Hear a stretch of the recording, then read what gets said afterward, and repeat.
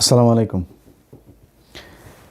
গতকালকে একটা ভিডিও আপনারা নিশ্চয়ই সবাই দেখেছেন।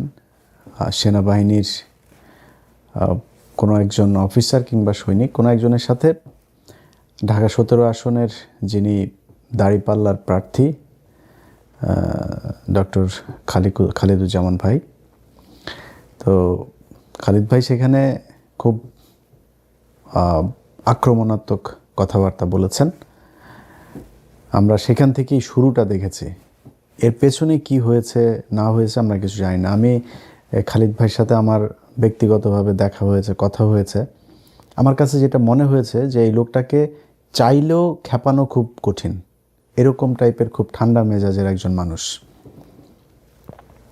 তিনি হঠাৎ করে সেনাবাহিনীর মানে একটা গেটে যায় তিনি এত ক্ষেপে যাবেন, এটা আমি বাই করি নাই। এইখানে এটার পেছনে আরও অনেক কিছু আছে, কিন্তু প্রশ্নটা বা বিতর্কটা ওইটা নিয়ে না, যে উনি কতটুকু রেগেছেন, সেনাবাহিনীর অফিসার কতটুকু রেগেছেন, ওইটা না। প্রশ্নটা হচ্ছে সেনাবাহিনীর একটা একটা স্পর্শকাতর একটা বাহিনীর আপনার বডি ক্যামের ভিডিও ফুটেজ বাইরে আসলো কিভাবে।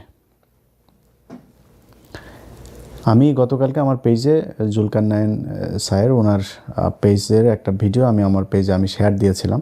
আমি জানি না এটা প্রথমে কে করেছেন, প্রথমে কে আপলোড দিয়েছেন আমি জানি না, মানে কাকে প্রথমে দিয়েছে। এটা যদি সেনাবাহিনী মনে করে দেশের স্বার্থে বা কোনো কারণে এটা প্রকাশ করা দরকার, প্রচার করা দরকার, সেই ক্ষেত্রে সেনাবাহিনীর উচিত ছিল আইএসপিআর থেকে এটা করা, মিডিয়াকে ডেকে তাদেরকে দিয়ে দেওয়া, অথবা সেনাবাহিনীর নিজস্ব ফেসবুক পেজ আছে, ইউটিউব চ্যানেল আছে, সেইখানে এটা আপলোড দেয়া। সেটা না করে তাদের নিশ্চয়ই তারা প্রথমে এটা যার কাছেই এসছে সে তাদের কচুক্ষেতের ভাতাপ্রাপ্ত, তো এই কচুক্ষেতের ভাতাপ্রাপ্ত মুক্তিযোদ্ধা যারা আছেন তাদেরকে তারা দিয়েছেন।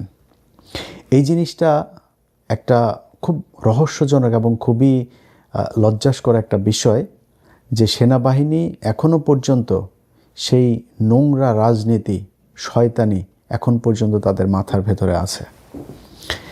এই কারণে আমি আজকে মনে করলাম, তারপরে আরও কিছু বিষয় আছে যে বিষয়গুলো এখনও বলার সময় আসে নাই। আমি বিভিন্ন মাধ্যমে শুনছি, আমাকে গত 3-4 দিন আগে একজন ঢাকারই একজন ক্যান্ডিডেট ফোন করে বললেন যে তিনার যারা কর্মী আছেন এইসব কর্মীদেরকে একটা বিশেষ সেনাবাহিনীর একটা শাখা থেকে, আপনার সেনাবাহিনী নিয়ন্ত্রিত একটা গোয়েন্দা সংস্থা, সেইটা থেকে আপনার নাম চেয়েছে, তাদের নাম সংগ্রহ করছে।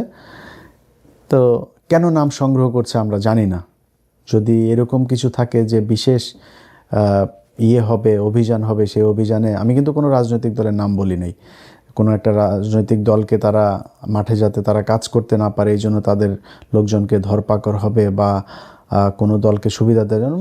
গত 1.5 বছরে চিহ্নিত কারা কারা চাঁদাবাজি করেছে, কারা সন্ত্রাসী কার্যকলাপ করছে, এখনও করছে, তারা চিহ্নিত, তাদেরকে ধরেন। সেটা যদি জামাতের আমির হয়, জামাতের আমিরকেও ধরেন, কোনো সমস্যা নেই। যদি বিএনপির বিশাল বড় নেতা হয় তারেও ধরেন, ওইটা ঠিক আছে। কিন্তু বিশেষ কোনো উদ্দেশ্যে আমি গতকালকের এই ভিডিওটার পিছনে অনেক বড় ধরনের একটা কনস্পাইরেসি আপনার লক্ষ্য করছে। আমার সন্দেহ হচ্ছে যে তারা কিছু একটা হাসিল করার জন্য এই কাজটা করেছে। আদারওয়াইজ সেনাবাহিনীর আমি যেটা শুনলাম, এই ভিডিওটা গত আরও প্রায় মাসখানেক আগের, অনেক দিন আগের। তো সেই ভিডিওর হঠাৎ করে এসে তারপরে সেনাবাহিনী ছাড়বে, এবং সেনাবাহিনীর বডি ক্যামের ফুটেজ তো আর যেখানে সেখানে পড়ে থাকে না, তাই না? এটা যে সে চাইলো আর বের হয়ে গেল, এরকম তো হইতে পারে না। তারা সুনির্দিষ্ট সুপরিকল্পিতভাবে তারা এটা প্রচার করেছে। কেন করেছে সেটা আমরা জানি না। এইটার প্রেক্ষিতে সেনাবাহিনীকে আজকে কিছু কথা বলতে চাই। দেখেন সেনাবাহিনীর ভাইরা, আপনাদের একটা বিষয় বলে রাখি, আপনারা এই দেশের অনেক সম্মানের একটা জায়গায়, আপনাদের এই দেশের প্রয়োজন আপনাদের মানে এটা অপরিসীম, এটার কোনো শেষ নেই। মানে আপনারা ছাড়া এই দেশের সার্বভৌমত্ব টিকে থাকবে না, সম্ভব না এটা। আপনাদের জাউরামির কারণেই গেল 15 বছর এই দেশের সার্বভৌমত্ব ছিল না। আপনি নিজের সম্মান চাবেন আর শয়তানি করবেন, দুইটা একসাথে আপনি পাবেন না। হ্যাঁ, এটা আপনারা অনেক আগে থেকেই করেছেন। 111 থেকে আপনারা জাউরামি শুরু করেছেন। 111-এ আপনাদের সেনাবাহিনীর যেসব অফিসারদের সন্তানদেরকে বলতে চাই, বাবা তোমাদের বাবা যদি নাকি তোমার বাবার যেই বেতন, সেই বেতনের চাইতে যদি বেশি সম্পত্তি তোমার ঘরে থেকে থাকে, তাহলে বুঝবা তোমার বাবা চুরি করেছে। যারা 111-এ ব্যবসায়ীদেরকে ডেকে ডেকে নিয়ে তারপরে তাদের কাছ থেকে চাঁদাবাজি করেছে, এত ভাব মারার কিছু নাই। আপনারা গত 15 বছরে আপনাদের সেনাবাহিনীর অফিসারদের বউ, আপনার সেনাবাহিনীর অফিসার মেয়ে, মা, সন্তান, তাদেরকে ধর্ষণ করিয়েছেন ইন্ডিয়ান গোয়েন্দা সংস্থার লোকজনকে দিয়ে। কোথায়? এই পিলখানায়। শুধু আপনি ধর্ষণ করাই শেষ না, আপনি ধর্ষণ করানোর পরে যেই সেনাবাহিনীর অফিসাররা এটার বিচার করতে চেয়েছে তাদেরকে আপনারা গুম করেছেন, তাদেরকে গ্রেনেড হামলা মামলায় আসামি করেছেন, জোর করে চাকরিচ্যুত করেছেন, নির্যাতন করেছেন, দেশ ত্যাগে বাধ্য করেছেন। এটা আপনারা করেছেন, বিচারটা করতে দেন নাই। এরপরে কি করেছেন? সেই বিচারের পুরো অপরাধের দায় বিডিআরের উপরে চাপায় বিডিআরের নিরীহ মানুষগুলোর উপরে নির্মম নির্যাতন চালিয়েছেন। এটা সভ্য কোনো সমাজে, নিকট অতীতের কোনো পৃথিবীতে আজ পর্যন্ত এটা ঘটে নাই। মানুষকে জিজ্ঞাসাবাদের নামে 30 দিন 40 দিন আপনারা আটকে রেখে তাদেরকে নির্যাতন করে হত্যা করেছেন। জেলখানায় যে বিডিআর সদস্যরা গিয়েছে, যারা বের হয়েছে, তাদের অনেকের আমাকে ভিডিও কল করে দেখিয়েছে এই কোমরের মধ্যে, এই রানের মধ্যে ড্রিল মেশিন এই দিক দিয়ে ঢুকিয়েছেন, ওই দিক দিয়ে ড্রিল মেশিন বের করেছেন। সেই দাগ, সেই ক্ষত নিয়ে তারা এখনও পর্যন্ত অনেকে জেলখানায় আছে। ক্যান্সারের রোগী, মা মারা গিয়েছে, বাবা মারা গিয়েছে। আজকে আওয়ামী লীগের একজনের এই আপনার স্ত্রী মারা যাওয়ার পরে সন্তানকে নিয়ে খুবই খারাপ জিনিস। এটা খুবই মানে কি বলবো, যে একটা মানে কষ্টের একটা চিত্র, যে একজন মা তার সন্তানকে নিয়ে তারপর সুইসাইড করেছে। কিন্তু আপনি কি জানেন, এই ছেলে এই নারীকে ছাড়া তার আরও 2-3টা বউ ছিল। এই নারীর কাছে সে আসতো না, এই নারীর সাথে তার সম্পর্ক এমনিতেই ছিল না। তার পরিবারের লোকজন ওই মেয়েকে করতো, নির্যাতন করতো। সেই নারী মারা গিয়েছে এই পারিবারিক সমস্যার কারণে। একটা বিশাল প্রথম আলো, ডেইলি স্টার দুইজনে মিলা, ওইদিকে চ্যানেল 24 এমন এক তৈরি করলো যে স্বামীর শোকে স্বামীকে জেল থেকে বের করতে না পেরে, তারপরে মিথ্যা মামলার অপরাধে স্বামীর এই অত্যাচারের এই দুর্বিষহ অবস্থা সহ্য করতে না পেরে দুনিয়া ছেড়ে চলে গেলেন। কি সেই মানে মিউজিক একটা করে দিলে বেদের মেয়ে জ্যোৎস্না ছবির মতো বিশাল করুণ দৃশ্য দেখা যাইতো, বানায় দিলেন। কিন্তু এই যে বিডিআররা এখনও পর্যন্ত যে জেলখানায় পড়ছে, এখন পর্যন্ত প্রায় 450 আলেম জেলখানার ভিতরে কোনো অপরাধ ছাড়া। তারা বাপ মার মারা যাওয়ার পরে তাদের প্যারোলে যাইতে দেওয়া হয় না অনেককে। সেটা নিয়ে নিউজ করেন নাই তো? কি অপরাধ তাদের? এটা আপনারা করেছেন। আপনাদের নিজেদের অফিসার নিজেরা নিজেদের ক্যান্টনমেন্টের ভিতরে লুকিয়ে গুম করে রেখেছেন। আপনারা পাহারা দিয়ে 2018 সালে একটা রাতের ভোটের নির্বাচন করিয়েছেন, 2014 সালে করেছেন ভোটারহীন নির্বাচন, 2024 সালে করিয়েছেন ড্যামি নির্বাচন। এগুলো আপনারা করেছেন। আপনারা রাস্তাঘাট, ব্রিজ, কালভার্ট এগুলো করতে গিয়ে চুরি, বাটপারি যা আছে সব কিছু এই সেনাবাহিনী করেছে। এখন আপনারা তারপরে সম্মান চান, আপনাদেরকে সম্মান করতে হবে। সমস্যাটা কি হয়েছে শুনেন। এই খালিদুজ্জামান ভাইয়ের ভিডিও নিয়ে এক মেজর, রিটায়ার্ড, তিনি মেজর না ক্যাপ্টেন না কি যেন একজন সেনা কর্মকর্তা আর কি, তিনি এক ভিডিও বানিয়েছেন। আমি আর পিনাকি ভট্টাচার্য আমাদের কারণে সেনাবাহিনীকে নিয়ে খালিদুজ্জামান এরকম কথা বলার সাহস পেয়েছে। খালিদুজ্জামান একা না, বাংলাদেশের বহু মানুষ এইভাবে কথা বলবে। এটা ইলিয়াস পিনাকির কারণে কিনা ওই চিন্তা না করে আপনারা অপকর্ম করেন কিনা সেই চিন্তা করেন। আপনারা চান হচ্ছে কি জাউরামি যত ধরনের আছে সব করবেন, কিন্তু কেউ কিছু বলতে পারবে না। সেদিন গুজার গায়া, ওই দিন আর বাংলাদেশে ফেরত আসবে না। জাউরামি করবেন, বের হয়ে যাবে। আমি থাকবো না, আরেকজন থাকবে, কেউ না কেউ থাকবে, বলে ফেলবে। এবং এগুলো আপনাদেরকে শুনতে হবে। খালিদুজ্জামান ভাই বলেছে যে আপনারা দেশের 12টা বাজিয়েছেন। তার দেশের 12টা আপনারা বাজিয়েছেন, এটা সত্যি কথা। এটা অস্বীকার করার কিছু নাই।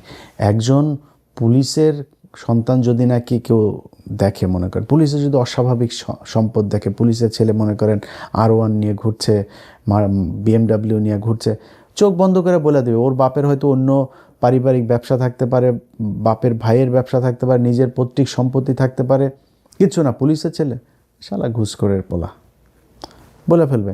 সেনাবাহিনীর ক্ষেত্রে কিন্তু এটা বলতে পারবেন না, আবার ওনাদের আবার গায়ে লাগবে। কিন্তু আপনিও চোর, যাহাই পুলিশ আপনিও ঠিক তাহাই। তারা চুরি করে, আপনারাও চুরি করেন, ভাব মারার কিছু নাই। চুরি কোথায় করেন নাই বলেন? 111-এ ব্যবসায়ীদেরকে ডেকে ডেকে নিয়ে আপনারা চুরি করেছেন, করেন নাই? আপনারা এই যে কি বলে, এই ওই যে কন্ট্রাক্টারি করেন, যে এই যে কন্ট্রাক্টারি টাকা পয়সা যেগুলো কিনা করেন আপনারা, এটার হিসাব পুরোপুরি হিসাব দিতে পারবেন আপনারা? পারবেন না। সেখানে যারা যারা আছেন কী পরিমাণে টাকা পয়সার মালিক হয়েছেন এটা আপনারা নিজেরাই জানেন। তারপরে বাংলাদেশের বিভিন্ন জায়গায় মানে ওনারা তো সৎ মানুষ, ওনারা কোনো আকাম কুকাম করেন না, এই জন্য ওনাদেরকে বাংলাদেশের বিভিন্ন জায়গায় মন্ত্রণালয়, কর্পোরেশন, অধিদপ্তর, পরিদপ্তর সব জায়গার উপরের চেয়ারটা ওনাদের।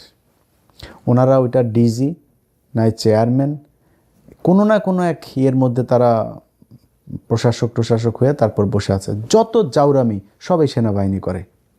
আপনি বাংলাদেশের যত জায়গায় যত শয়তানি, এই যে শোনেন না আপনারা ভূমিদস্যু, যত ভূমি আপনার আছে, এই আবাসন প্রকল্পগুলো আছে, সব জায়গার পেছনে হইল গিয়ে এরা হয় রিটায়ার্ড নাই আপনার সার্ভিং অফিসার, তারা আসেই আত্মীয় স্বজন দিয়া, শালা দিয়া, সুমন্দি দিয়া, ভাই দিয়া, মা দিয়া, কোনো না কোনো কিছু দিয়া, কারণে ওইখানে রেখে দিয়েছে, বউরে দিয়া এগুলো করে রাখছে।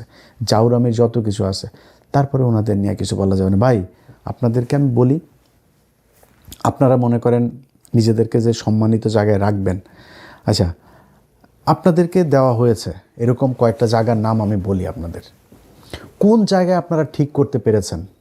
আপনারা তো মানে আলাদা শ্রেণী, সবসময় একটা ক্লাস্টার একটা ফর্মে থাকতে চান, তো কাজ তো করতে হবে, তাই না? আপনারা যে মানে নিজের আলাদা কিছু করেছেন এটা তো আপনাকে বুঝাইতে হবে।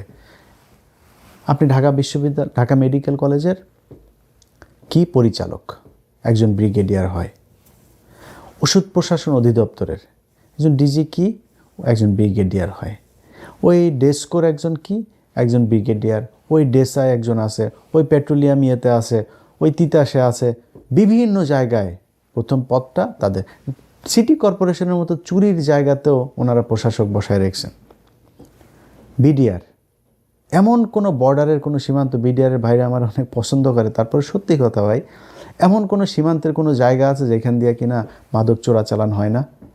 এমন সীমান্তের একটা জায়গা আছে, একটা সীমান্ত আছে যেখান দিয়ে মানব পাচার হয় না, গরু পাচার হয় না, পোশাক পাচার হয় না, চিনি পাচার হয় না, লবণ পাচার হয় না? এমন জায়গা আছে? বিশেষ করে মাদক দেশ ধ্বংস করে দিচ্ছে। তো সেই বিডিআরের উপরে কারা? ওনারা। বিডিআরের অফিসার বিডিআর হইতে পারবে না, ওনারা অফিসার হবেন। অফিসারে ওনারা বাল ফালিয়ে ফেলবেন। ওনারা বিডিআরকে বিশাল সৎ এক হিসাবে, সংস্থা হিসাবে তৈরি করেছেন। ওনাদের থাকতেই হবে সেখানে, বিডিআরের মেরে সাফা করে ফেলতে হবে, নাম পাল্টাইতে হবে, পোশাক পাল্টাইতে হবে। ওনাদের পাল্টানো যাবে না, ওনারা ঠিক সে আগের মতোই থাকবেন। চ্যাটের বাল আবদুল্লাহ হয়ে গেছে। ঢাকা মেডিকেলে চুরি ঠেকাইতে পারছেন? ওষুধ প্রশাসন অধিদপ্তর, ইনসেপ্টা আছে, স্কোয়ার আছে, ব্যাক্সিমকো আছে, এত ওষুধের আমার এসেনশিয়াল কেন এত সমস্যা? মানে সরকারের ইয়েটা কেন এত হয় না কেন? এটার নাম ডাক নাই কেন? এটাতে খালি দিনকে দিন প্রতিদিন খালি মানে চুরি লসের মধ্যে যায় কেন?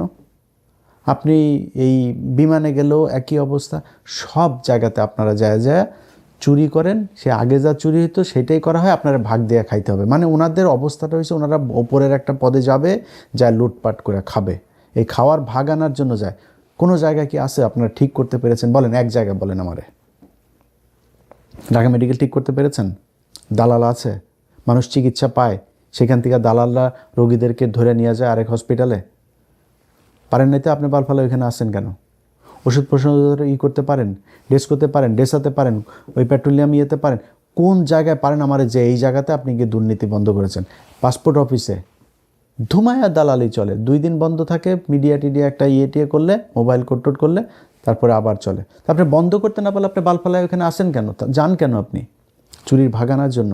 যত জাউরামি, যত চুরি বাটপারি যা আছে সব কিছুর নেতৃত্ব দেয় এই সেনাবাহিনী। এখন আপনাকে আমি ভালো কেমনে বলবো আমারে বলেন?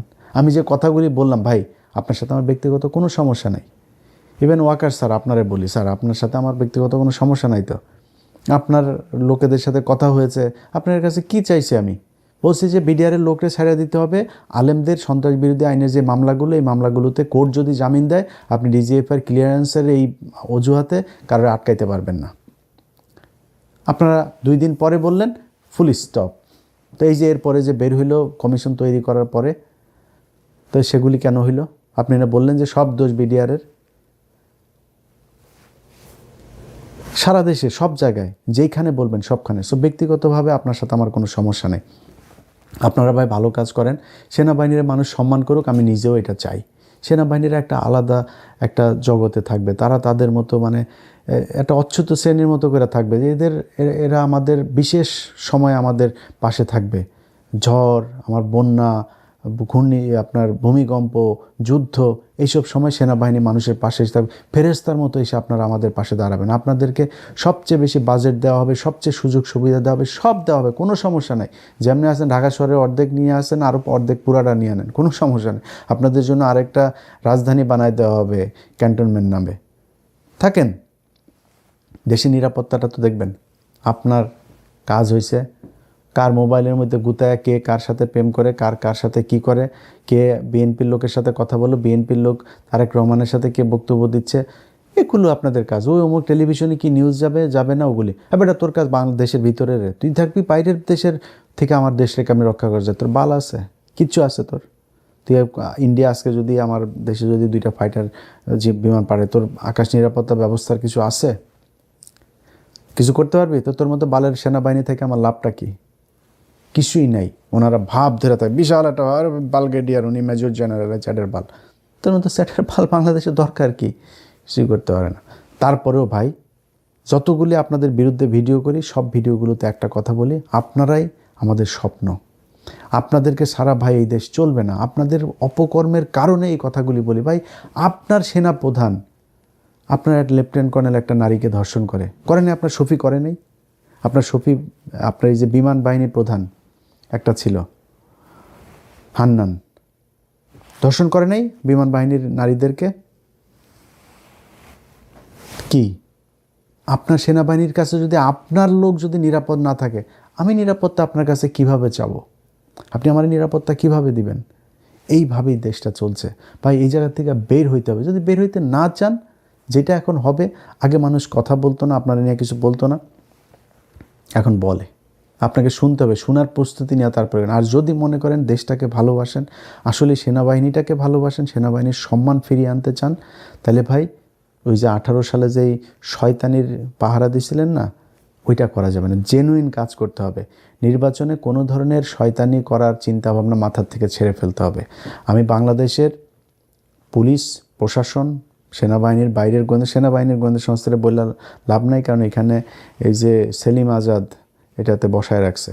জাউরামির যত জাউরামি আছে, ওয়াকার যেমন এক জাউরা, ওইটা আরেক জাউরা, সব জাউরাগুলির পাশে এনে তারপরে দাঁড় করিয়েছে। এই জাউরাগুলির দিয়ে যত জাউরামি আছে, জাউরামির চেষ্টা করে। 9 ডিভিশনের আসাদুল ভাই, উনি আমি যতটুকু জানি একটু ভালো মানুষ, এর আশপাশে যা আছে। আর এর বাইরে এটার পাশে যে কটা আছে সব কটা বদমাইশ, লুচ্চা, লাফাঙ্গার, দুর্নীতিবাজ, চোর, এগুলোর এনে বসিয়েছে। এগুলো বহুত জাউরামি করার চিন্তা ভাবনা করতে পারে। তো এখন কি করতে পারে, আমি অনেক কিছুই এখনও বলার মতো সময় আসে না, এবং কিংবা বললেও এগুলো একটা ভীতি তৈরি হবে। আমি সেই ভীতি তৈরি করতে চাই না, কিন্তু একটু সজাগ রাখার জন্য বলছে অন্য গোয়েন্দা সংস্থা, রাজনৈতিক দল, তাদেরকে।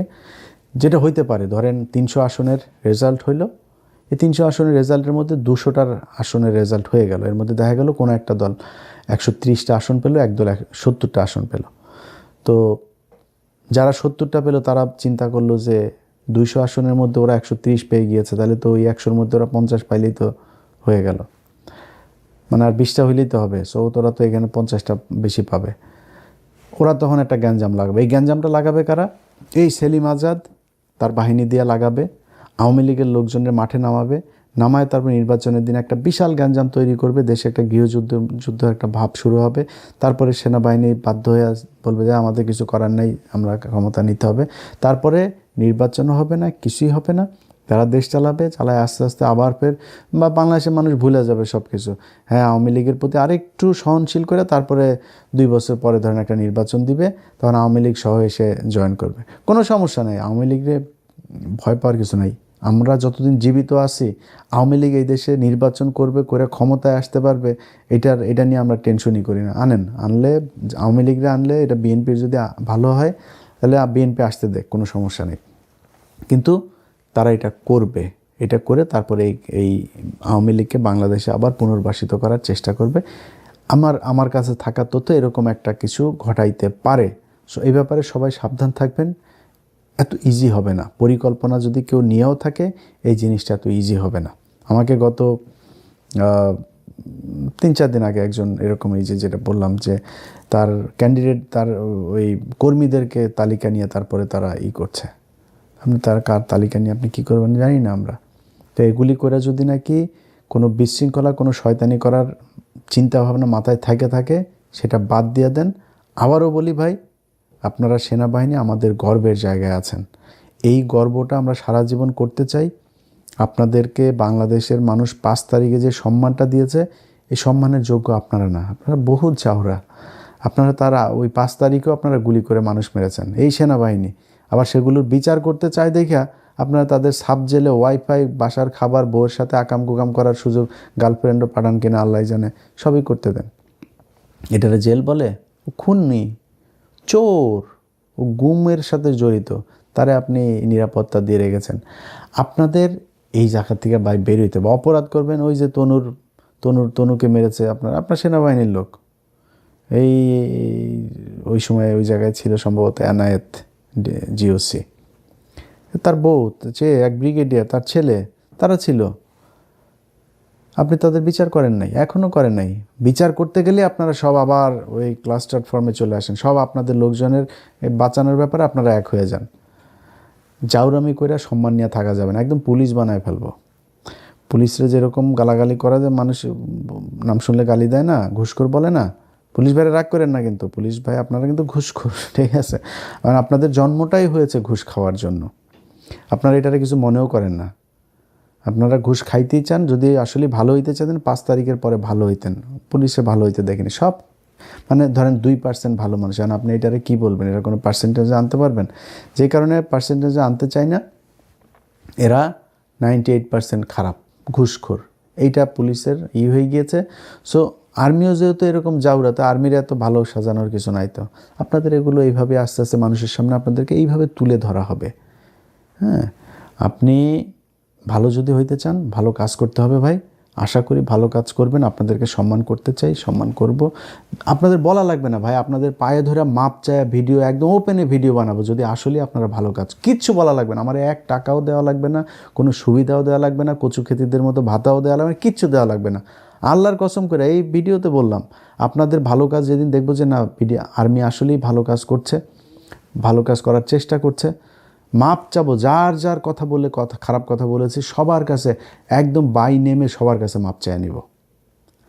কিন্তু ভালো আপনারা হইতে হবে। আর ভালো যদি না হন, আগের মতো ওই ভালো হবেন না, আবার সম্মান নিয়ে থাকতে যাবেন, যা মনে চায় তাই করবেন, আপনারা কিছু বলা যাবে না, ওদিন গুজার গায়ে ভাই, ওই দিন আর বাংলাদেশে আসবে না কখনোই। আমরা অন্তত যতদিন বেঁচে আছি এটা করতে পারবে না। সবাইরে ভাতা দিয়ে আপনাদের ভাতাপ্রাপ্ত মুক্তিযোদ্ধা বানানো যাবে না।